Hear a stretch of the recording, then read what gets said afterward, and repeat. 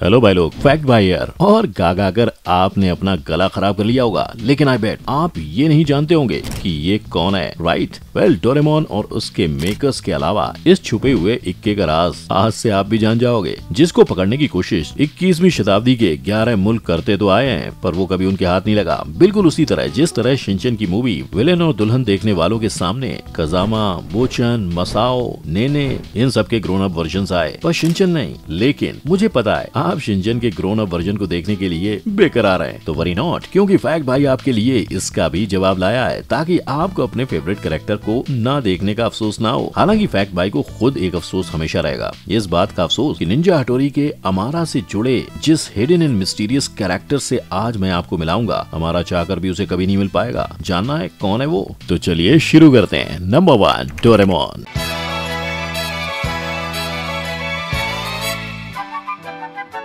Fact भाई जानता है कि आप डोरेमोन के इतने बड़े वाले फैन हो कि आप नींद में भी इस धुन को पहचान लोगे, इसीलिए डायरेक्ट उस महा मिस्टीरियस कैरेक्टर से पहचान कराते हैं जिसे आप नहीं जानते। यस, ये जिसे आप चाहो तो डोरापान या डोरापन या डोरापिन कुछ भी बुला सकते हो। इसे 1997 की movie the puzzling challenge letter of mysterious thief Dorapan में सबसे पहले बार देखा गया था। बिना मूंछ, बिना कान और पर्पल कलर हटाकर बिल्कुल डोरेमोन जैसा दिखने वाला ये कैरेक्टर उस फिल्म में पहले द मिस्टीरियस थीफ था, जो रॉबिन हुड की तरह अमीरों से लूट कर गरीबों की मदद करता था। और इसी दौरान इसकी मुलाकात डोरेमोन से हुई। मूवी में डोरेमोन की तरह इस कैरेक्टर को भी डोरा केक से प्यार था। इसके पास भी 4D पॉकेट था और इसे भी डर लगता था। बस ये डोरेमोन जैसे चूहों से नहीं, डॉग से डरता था। और ये तो सिर्फ एक कैरेक्टर है। डोरेमोन की उस मूवी में डोरेमोन की तरह दिखने वाले रोबोट की पूरी आर्मी है, जिनसे आप मिल सकते हो। बस प्रॉब्लम ये है कि ये मूवी अब तक हिंदी में डब नहीं हुई है। Number 2, Pokemon. मेरा बाप पता है कौन है? ये वाला डायलॉग ऐश केचम कभी नहीं मार सकता। नहीं, इसलिए नहीं क्योंकि उसे उसके फादर नहीं पता, बल्कि इसलिए कि शायद मेकर्स ने उसके फादर को इतना मिस्टीरियस कैरेक्टर बनाया कि उन्होंने ऐश के फादर को नाम तक देना जरूरी नहीं समझा। वरना आप बताओ, ऐश केचम, उम्र 10 साल, फर्स्ट पोकेमोन पिकाचू, दोस्त मिस्टी एंड ब्रोक, कैंटो रीजन के पैलेट टाउन के रहने वाला पोकेमोन ट्रेनर, जिसके एडवेंचर गूगल के अकॉर्डिंग 1209 एपिसोड और दर्जन भर मूवीज में 1997 से चलते आ रहे हैं। उनमें एक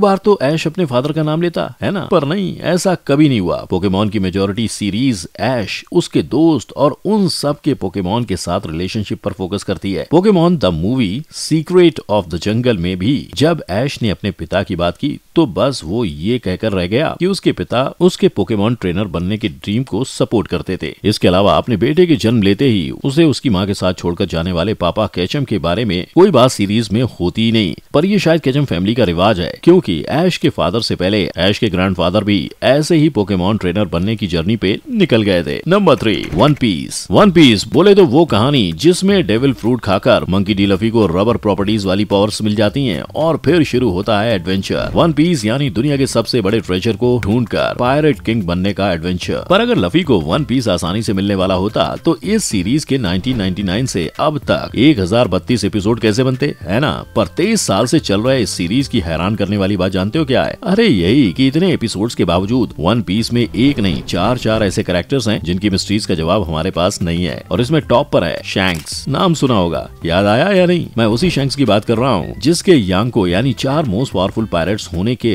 और उसके रॉजर शिप पर काम करने के अलावा हम उसके बारे में कुछ नहीं जानते। पर हाँ, इस मोस्ट मिस्टीरियस कैरेक्टर के बारे में हमें ये जरूर पता है कि वो जितना मिस्टीरियस है उससे कई गुना पावरफुल। तभी तो सिर्फ शैंक्स के बोलने से वर्ल्ड गवर्नमेंट के फ्लीट एडमिरल खुद को सरेंडर कर देते हैं। और तो और शैंक्स गोरोसी यानी वन पीस वर्ल्ड के सबसे करप्ट ऑर्गेनाइजेशन के रूल करने वाले 5 स्टार एल्डर्स से भी डील कर चुका है। और शैंक्स जैसे ही ड्रैगन वेगापंक और जॉय बॉय इन कैरेक्टर्स को भी सीरीज में बहुत ही मिस्टीरियस पहचान दी है। Number 4, Shinchan. हाथ को आया मुंह न लगा, ये मुहावरा हर शिनचैन फैन को तब याद आया होगा जब शिनचैन की मूवी विलेन और दुल्हन में शिनचैन की दुल्हन तक दिख गई, पर शिनचैन की आधी शक्ल के अलावा फैंस के हाथ कुछ नहीं लगा। लेकिन आखिर क्यों? अगर मेकर शिनचैन की पूरी गैंग और यहाँ तक कि उसकी बहन हिमावारी के बड़े वर्जन दिखाने के लिए तैयार थे, तो शिनचैन की शक्ल में क्या दिक्कत थी? वेल, बहुत बड़ी दिक्कत थी। देखो, अगर आपके पास सोने का अंडा देने वाली चिड़िया होगी तो क्या आप उसे बेचोगे? नहीं नहीं ना। बस शिनचैन भी मेकर्स के लिए कुछ ऐसा ही है, उनके सोने की चिड़िया, जिससे वो लोगों के बीच एक टॉकिंग पॉइंट, एक हाइप क्रिएट कर पाए। अगर वो ऐसा ना करते तो क्या आप आज मेरा वीडियो देखने आते? नहीं ना। So point proven. पर शिनचैन की शक्ल ना दिखाने का दूसरा रीजन ये भी हो सकता है कि मेकर्स ने शिनचैन के फेस को बनाया ही ना हो। मतलब बाकी कैरेक्टर्स एक बार जैसे तैसे बन भी जाएं, पर किसी भी शो के मेन कैरेक्टर को बिल्ड करने से पहले मेकर्स को बहुत सी बातों को कंसीडर करना पड़ता है। जैसे वो कैरेक्टर बड़ा होने के बाद कैसा दिखेगा, क्या उसके कैरेक्टर में किसी तरह का बदलाव आएगा, अगर आएगा तो क्या वो बदलाव ऑडियंस को पसंद आएगा, वगैरह वगैरह। और रही बात कि आप शिनचैन के बिग वर्जन को कब देख सकते हो, तो देखो, अगर मेकर्स रीजन नंबर 1 की वजह से फेस रिवील नहीं कर रहे हैं तो जब तक उन्हें इससे प्रॉफिट होगा वो फेस रिवील नहीं करेंगे। पर अगर वो रीजन नंबर 2 की वजह से रुके हैं तो हो सकता है कि शिनचैन की आने वाली किसी मूवी में वो जल्द ही फैंस की विशेष को पूरा कर दें। आपको क्या लगता है, क्या है उनका रीजन? नंबर 5, काइटोरेस 2। काइटोरेस 2 की चश्मे के पीछे छुपी हुई उसकी छोटी छोटी आंखें, उसके रोबोट कोरोसुकी, उसके दोस्त मियोको,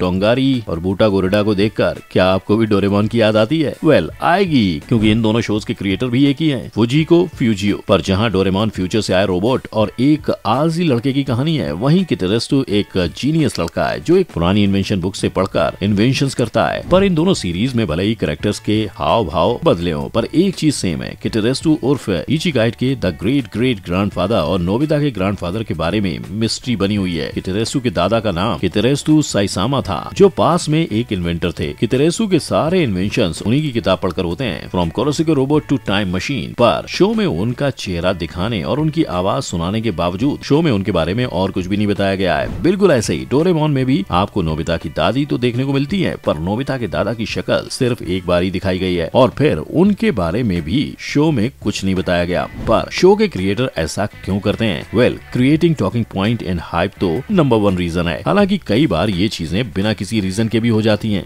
जैसे मेकर्स का मेन फोकस मेन कैरेक्टर का डेवलपमेंट होता है, जो अगर किसी कैरेक्टर की वजह से इफेक्ट नहीं होती तो वो उस कैरेक्टर को मिस्ट्री ही रहने देते हैं। और शायद किटेरेस 2 और नोबिता के दादा भी उन्हीं कैरेक्टर्स में से एक थे। Number 6, ninja Hattori. और ये है उसका सबसे बड़ा दुश्मन, अमारा। पर आज मैं आपको निंजा हटोरी के जिस हिडन कैरेक्टर की कहानी सुनाने वाला हूँ, उसे सुनने के बाद आपको हटोरी के दुश्मन पर गुस्सा नहीं तरस आएगा, क्योंकि उसकी कहानी दुख, दर्द और पीड़ा से भरी है, जिससे वो बेचारा खुद भी अनजान है। इस कहानी को निंजा हटोरी के द फ्लैशबैक एपिसोड में दिखाया गया था, जहाँ अमारा की मॉम का फेस रिवील हुआ था और अमारा के पिता वही है इस कहानी के हिडन कैरेक्टर, जो एपिसोड के मुताबिक ईगा निंजाज और कोगा निंजाज के बीच हुई एक लड़ाई में मारे गए थे। पर उनका इकलौता पेट कियो, जो उन्हें लड़ाई से पहले मिला था और उन्हें बहुत ही प्यारा था, वो लड़ाई से बचकर अमारा की मॉम के पास लौट आया था। और यही वो सच है जिससे अमारा अनजान है, क्योंकि जब ये सब हुआ था तब उसकी उम्र सिर्फ और सिर्फ 2 साल की थी। अब 2 साल के बच्चे से उसकी माँ क्या ही कहती। शायद इसीलिए अमारा की माँ ने उसे उसके पिता की मौत का जिक्र नहीं किया। लेकिन जब वो बड़ा हुआ तो शायद अमारा की माँ ये सोचकर घबरा गई कि कहीं जो अमारा के पिता के साथ हुआ वो अमारा के साथ ना हो। शायद इसीलिए उसे जान का खतरा बताकर माँ ने शहर भेज दिया, ये कहते हुए कि वहाँ वो अपनी प्रैक्टिस करता रहे, एक महान निंजा बने, पर अपनी पहचान वो किसी को ना बताए। और अमारा ने यही किया, उसने अपनी माँ की बात मानी और वो टोक्यो में रहने चला आया। पर अमारा की इस दर्द भरी कहानी से दर्दनाक बात यह है कि निंजा हटोरी सीरीज खत्म हो चुकी है, यानी अमारा को अपने पिता के मारे जाने का सच कभी पता ही नहीं चल पाएगा। क्या ये दर्दनाक कहानी सुनकर आपकी आंखों में भी आंसू आ गए? अगर हाँ तो उन्हें पूछो और मेरे वीडियो को लाइक, शेयर और मेरे चैनल को सब्सक्राइब करने का कष्ट करो। अगर आपको ये वीडियो पसंद आई हो तो पार्ट 2 की रिक्वेस्ट आप मुझे कमेंट सेक्शन में भेज सकते हो। पैक्ड भाई के पास ऐसे कई हिडन और मिस्टीरियस कैरेक्टर्स का